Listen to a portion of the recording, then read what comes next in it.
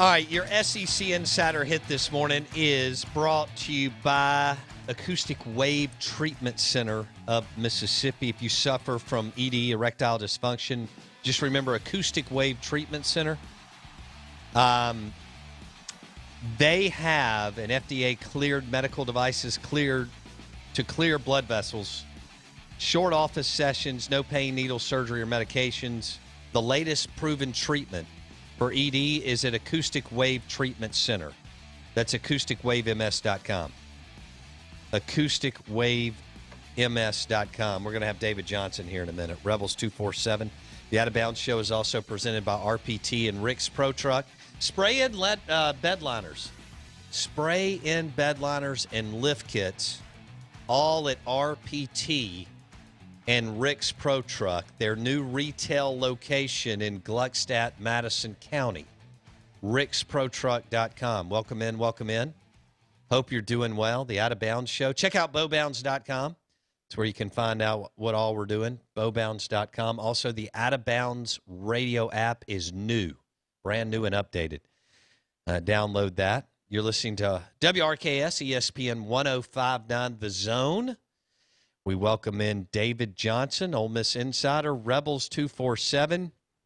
He joins us to recap Auburn and Ole Miss. Gut-wrenching loss. David, I thought the rotating of quarterbacks, I don't think it hurts John Rice Plumlee because of kind of who he is stylistically and skill set-wise. But I think it really throws Matt Corral's game off as far as rhythm and tempo. So I think it hurts Matt more than it hurts JRP to rotate because he's a rhythm tempo passer. Do you agree? What did you see on Saturday? Well, they're both very, very different quarterbacks, as we know. But, I've never been fond of a two-quarterback system, particularly with two guys that are so different than Matt Corral and John Rice Plumlee. Simply said, you can expect one thing when one's in there and the other thing when the other's in there. So it's not really any kind of mystery about what they plan to do when Plumlee is in the ball game. I think I saw a stat where while he's in the game, he's running the ball 3 out of every 4 snaps. So you're not fooling anybody by that. And I think you're right in the assessment that, it gets up in Matt Corral's head a little bit. If I'm the quarterback, I want to be the quarterback. I don't want to be continuously rotating in and out and looking over my shoulder. That has to affect your confidence in some shape, form, or fashion. I thought they managed that a little bit better on Saturday than they have previously this year because I don't think it's fair to John Rice Plumlee to put him out there for 1 or 2 plays and expect him to deliver. I agree. You got to get into a rhythm yourself. You bring up Matt Corral's rhythm and how it affects it. But if John Rice is out there for 2 snaps and then he sits on the sidelines for 2 quarters, he's not allowed to develop any rhythm either. And there's a rhythm to that running game, to being able to read that defense and in the zone read and knowing whether to keep it or hand it off and things like that. So, I'm a to heck with the 2-quarterback system kind of guy. And I would run 1 quarterback, and that's just how I would go. But this is Lane Kiffin's offense. He's got the keys to the car. He's driving. Sure. David Johnson, Ole Miss Insider, Rebels 247. David joins us on the Coors Light guest line. You're listening to the Out of Bounds Show. Terrible call late in the game. Goes against Ole Miss. Yeah. That one's tough. Auburn's kind of living, between the Arkansas and Ole Miss calls, good grief. Gus doesn't have 9 lives, David. He's got like 39 lives in the SEC. Yeah, Auburn should be 1-4 right now, and instead of 3-2 or whatever, the 2-3 actually. Good God, I don't know what to say about it. It's miraculous. Let's just put it like that.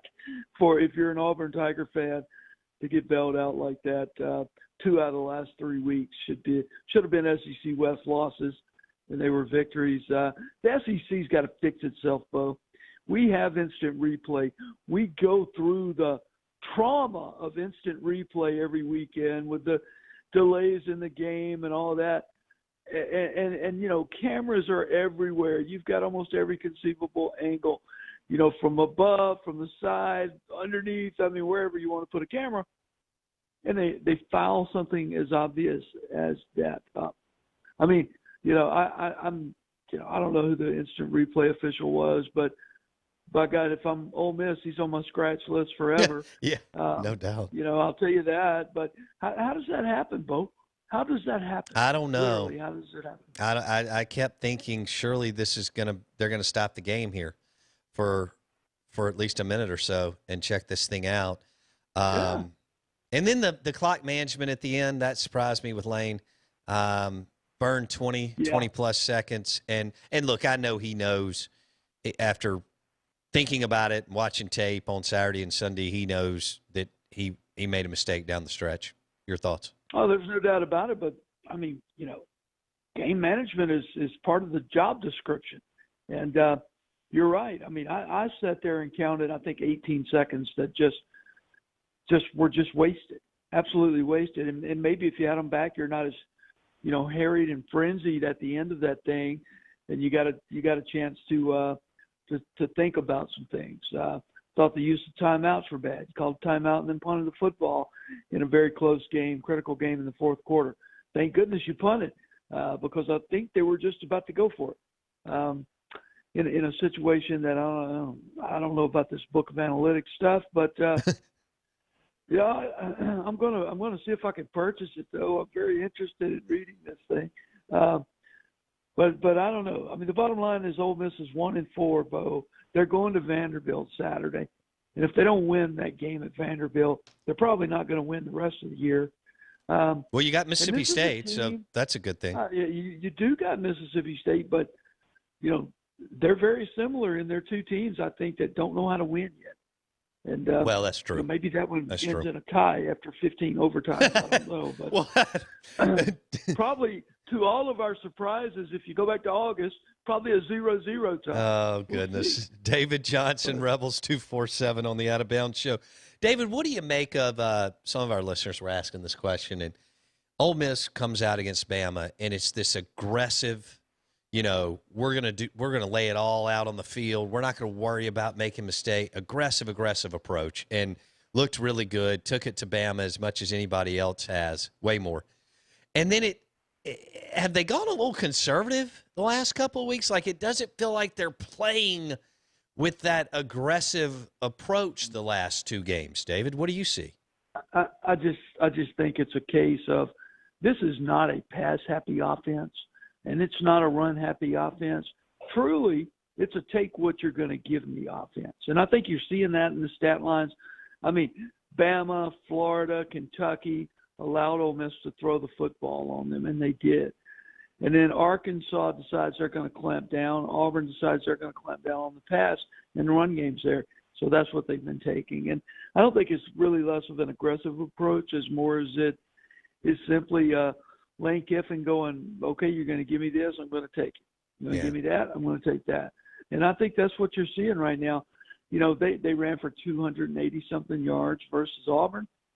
Derek Mason may have a little bit of an idea that he doesn't want to give them the stuff on the ground. And, they're more than capable of throwing over the top of a defense. So sure. we may see a lot of passing yards Saturday up at Vandy. Mason's a heck of a defensive architect. We remember that from Stanford. Mm-hmm. This is going to be a challenge for Ole Miss. I saw the spread yesterday. 18, David. The line on this game I couldn't believe it. I couldn't believe it was 18 points in Nashville. That's going to be hard for Ole Miss to cover with a Derek Mason coach defense. Remember, they went to College Station and held the Aggies to 17 points a couple of weeks ago. Yeah. That's a good point. David Johnson, Rebels 247. Well, and this Ole Miss Vandy series has been super weird over the last 15 years. So you're right. I mean, Ole Miss is the better team. They have the better coach, offensive coach and play caller, and the better QB. That usually in the way the game is played today gives you the W. Not gives it to you, but you win the game. Yeah. But you're right, Derek. They're terrible on offense, but they're able to scheme up some pretty cool stuff on the defensive side of the football. Blake, it looks like you have a Yes, I have question for David Johnson, Rebels 247. David, you said that Ole Miss is a take what they get team, and I would 100% agree that you watch way more Ole Miss football than I do. But I would ask, they lead the league with 48.5 carries a game. 3 times in 5 games they've handed the ball off or run it with a QB run over 50 times. 3 times they've run the ball 50 times plus. By comparison, just to give you the back half, Mississippi State only runs the ball 18.5 times a game. That's the lowest end of the league. So, I mean, there's a 30-carry difference. So, Lane talked about wanting to establish the run. He clearly has, because he's run the ball 3 straight games over 50 times. Their lowest output was 37 times against Kentucky. It seems to me that it's not that they're balanced, it's that the efficiency that the passing game had in weeks 1 through 3 have not been there in weeks 4 and 5. And that's why they look more conservative, not that they're running it differently. No, they're not running it any differently, but that was taken away from them. So, now they're pounding the line of scrimmage and taking what they're getting. That's it. I mean, it's a misnomer to think that Lane Kiffin is Mike Leach with how he's calling his offense, because that's not true. That's not true. And you're right. It's not that I don't think they want to be balanced. I don't really think that's a goal of this offense. I very simply think it's okay, you're going to give me that. You're going to take away this? Fine. We can do both. And I think that's kind of the premise of it. They can pass the football. They can run the football. They're going to go down the path of least resistance. Mm-hmm. Well, I'll say this, David. The last 2 weeks, I feel like – so this means it's going to happen. I feel like Ely has been a whisker from breaking one. I thought he was a whisker 2 weeks ago on several runs, and I kept feeling like against Auburn he was just one kind of miss or move here from breaking one, 40, 50, 60 yards, David. Yeah, I agree with you. And I think that the combination of Ely and Snoop Connor is really the most underrated backfield in the SEC. I agree. Snoop Connor, he reminds me so much of Brandon Bolden. A guy who's been in the NFL now for, 9 years. They have a lot of the same qualities and even character traits. And I'm telling you, I mean, everybody talks about Jerrion all the time, and rightfully so. And Jerrion's got a pro future ahead of him. So does Snoop Connor. Both of those guys are a tremendous 1-2 punch in the backfield. But I agree with you. Jerrion's got a little bit more breakaway ability, and it's coming. Hasn't happened really yet this season, but I think you're right. I see that kind of bubbling up as well. Have you heard anything on injuries coming out of the weekend, or is it too early before Lane and all the coaches jump on today and continue to talk to the media throughout the week, David? Yeah, Lane's not going to tell you jack crap about injuries anyway. But as I reported last Friday, Jalen Jones, the safety, is out for the season. He will not return. He's got a torn pec muscle and has had surgery on that thing. So that hurts that defense that was already struggling in the depth department. But Jalen is out and will not be back this year. I'm sure he's going to become a COVID senior and come back for that 6th year next season. Mm-hmm. But that's kind of the latest on the injury front right now. David Johnson on the Out of Bounds show. Let's go to Vanderbilt. This is huge. I know it sounds weird, but I know they're an 18-point favorite, but you really need to get back in the win column, whatever it takes. It can be ugly. It can be a blowout. You can blow them out, but a team just needs to win a game and get back into the win column this weekend, David.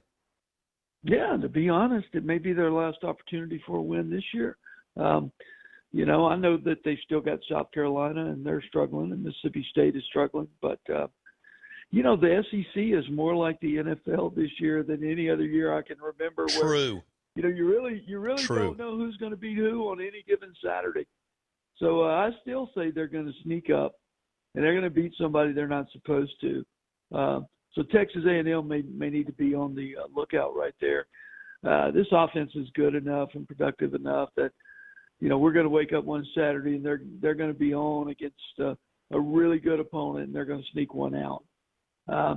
they've already got that loss to somebody they probably should have beaten with Arkansas. To be honest with you, they should have beaten Auburn too. I mean, Auburn's the luckiest team in America right now. Gus has a bad Auburn football team over there. It's not good. And I think everybody knows it is not good. Not good at all. And he knows it too. And I don't think he's going to be the head coach at Auburn next year, really and truly. But we'll see how that plays out. But Vandy, yeah, Ole Miss has got to win that. I mean, you've got to. And there are people out there going, "Oh, we don't care. It's a throwaway season. It's Lane's first year. COVID, yada, yada, yada." And if you don't think it matters, you're crazy. It matters to the players. They're the ones that work, as you know, having a son in the program. Well, they work so hard year-round. They want to win. Bo, it matters to those recruits. Sure. And until they get, the quality recruits here that they need to win, they're not going to win. And so if you're a fan out there going, "Oh, it don't matter this year." Oh, it does, because it extends your misery another recruiting cycle. And, this class is ranked, I think, 46th nationally by 24/7 Sports. That's good enough for 13th out of 14 teams in the SEC. You're only ahead of Vanderbilt. And, they need some victories. They need to prove to some recruits out there that, they're on the right path of turning this thing around. Because this relationship with recruiting, it's all online dating right now. Yeah. Kids can't come to campus, coaches can't go out because of COVID. And Bo, if this free transfer rule passes next year, how many kids are going to make the wrong choice this year? Great point. And how many kids are going to be in the portal next year because they made the wrong choice? It's college football is going to turn into, to an extent it already is, full-fledged free agency is what you've got coming in college football. And, we all put it there. The fans put it there. It's just the way of the world these days. Right. And I'm going to miss the old game. I'm already missing how college football used to be, but where you wanted a kid to come back for his fifth year, skip the NFL draft, come back and play for Old Tech University we all love. Look, man, it's mercenary nowadays, as anybody that covers this stuff, and you well know. I mean, there's no loyalty in the coaching ranks, in the administration ranks, and it's trickled down to the players. Well, and it should, because it just, they need to look out for themselves. Sure. David Johnson, Rebels 247 on the Out of Bounds show. Will you walk me through? I didn't pay that close attention to but I'm sure you were right on top of it. The J.J. Pegues recruitment, was it just because of the coaching transition that allowed Auburn to pick him up? Ole Miss? No, not at all. J.J. was not coming to Ole Miss from probably the beginning of his 11th grade year on. Gotcha. He was going to Auburn. I mean, he didn't want to stay home. He wanted something different. No, Matt Luke staying would have not put J.J. Pegues at Ole Miss. Gotcha. And, and J.J. knew that. Even when Lane was hired back in December, I think J.J. was the first kid he called. He never could get a meeting with him. J.J. didn't come to the Manning Center, wouldn't take a meeting with Ole Miss, and he had made his mind up he was going to Auburn. But, again, the coaching change had nothing to do with that. He had already made his mind up he was going there. Okay. He's he's a talented guy. He's a great kid too, Bo. I mean, he's one of those kids that you're just glad to have on your roster. I mean, he's such a happy-go-lucky guy all the time, and very responsible. I tell you what, my favorite JJ story is was having the Southern Elite Combine one summer down at Brookhaven High School, and JJ was set to be there, but he had pulled a hamstring. And I look up, and there's JJ there in street clothes, and I'm like, what are you doing here? I mean, you just drove 3.5 hours, and you can't participate. He was like, well, I told you I was going to be here, so I'm here. And I'm like, man, what a kid that meant that much to him that he was going to keep his word. But I'm a big J.J. Pegues fan, man, and I don't care if he was suiting up for Auburn Saturday or not. I was proud to see the game he had. David Johnson, Rebels 247 on the Coors Light guest line, recapped Auburn and Ole Miss and a little bit on Vandy and how big a game that is for Kiffin and the crew. For whatever reason, you can't sleep on the Commodores, so we'll see what happens, even though they're an 18-point favorite. They have the better quarterback and, of course, the better offensive play caller. So we'll see what shakes out in Nashville on Saturday. David Johnson on the Out of Bounds Show. Thanks, David. Have a great week, man. Appreciate you. Hey, Bo, thank you for having me on. Take care. David Johnson on the Out of Bounds Show. WRKS ESPN 105.9 The Zone. Brutal call late in the game and bad clock management. But as David said, there were some other things that could have happened before that for Ole Miss to break the game open. I just thought throughout the afternoon that Ole Miss would win the game. He's right. That is not a good Auburn team. I mean, they're just not special anywhere. Why are they just so ordinary? But I mean, A&M. That's what I'm looking. A&M's the same way. A&M and LSU. Why are those three teams, as well as they recruit? I get that you're going to have a down year. This is actually a compliment to all three programs. Well, I don't know why I throw A&M in, but at least the other two have won a natty and played for more than one and so on. They're just ordinary. I'm talking about really, really ordinary, and it starts at the QB position and then the play calling, which is, I guess, a combo of Chad Morris and Gus Malzahn. We're live in the Bank Plus studio. The Out of Bounds Show is brought to you by the Charbroiled Oysters, Drago's Seafood Restaurant and Oyster Bar. Charbroiled oysters, gumbo, and fried catfish po' boy at Drago's on the Hilton Jackson property, County Line Road. That's a full-service Hilton Jackson, by the way.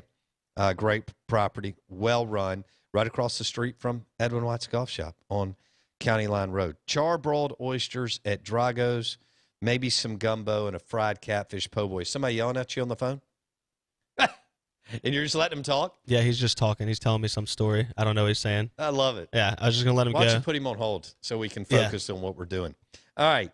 Out of Bounds, ESPN 105.9 The Zone. Ole Miss and Vandy this weekend. That game's in Nashville.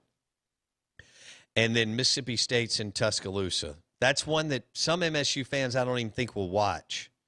It's not the 2:30 CBS game, though. Interesting. Bama's actually going to play, and it's not going to be it on CBS. LSU at Auburn is 2:30 CBS. Boy, I thought when Auburn missed the PAT right here. I thought it was ball game. I thought it was ball game when Auburn missed the PAT. Yep. I did. I said, wow, this is 2 wins this season that Ole Miss is going to get off of this PAT. Hey, it's game day, Monday Night Football, Blake. Load up on some Boar's Head, meats, cheeses, hummus. Put together a beautiful, beautiful game day plate, platter, or charcuterie board, all with Boar's Head. I just had a Boar's Head turkey wrap, and it was delicious. Boar's Head, roast beef, ham, pepperoni, turkey, all the delicious cheeses, hummus. When it's game day, it's Boar's Head. Charcuterie or game day platter from Boar's Head. You can find it at any of the grocery stores that you shop at. If you can't, then you need to shop at a different grocery store. We're live in the Bank Plus studio. Hour number 3 coming up. The Out of Bounds Show is brought to you by Ace Bolt and Screw, powered by DeWalt Tools. Brad Edwards